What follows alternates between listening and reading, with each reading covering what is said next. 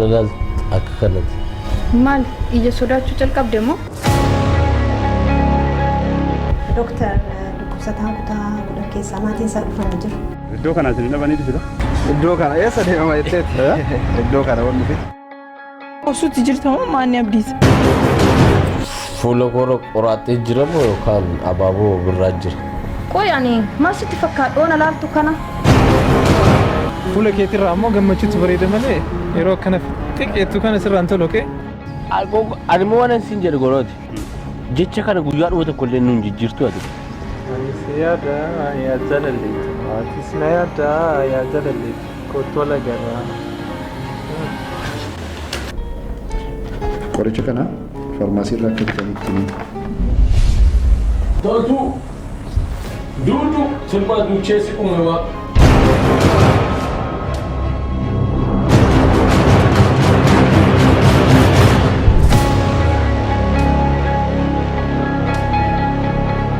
Dubartiidhaaf eenyutu bashannanaa mirga bashannanaa kenneef eessaa dhageessite? Dubartiin bashannanuu hin dandeessu?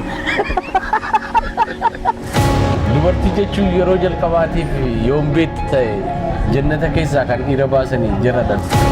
Haadha manaa jechuun hadhaa manaati.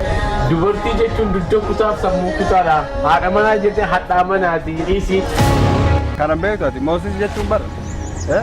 Gooftaa manaati miti bara giiftii manaa jechuudha. Beektu kana.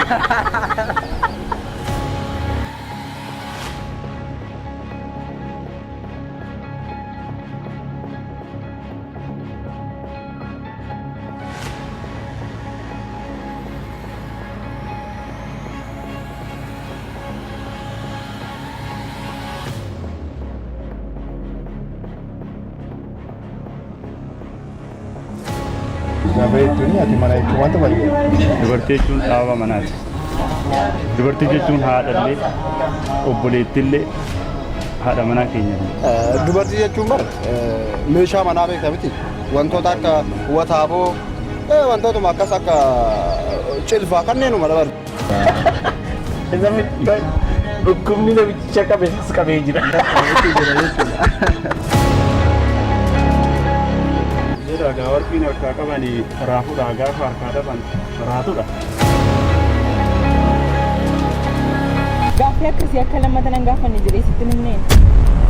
Abdii isaan baay'een si jaalladha. Angaruu si wajjin bultii ijaaree jiraachuu danda'u. Gaaffii akkanaas immoo akka lammata deebistee nan gaafanne kanaan dura sitti himneen.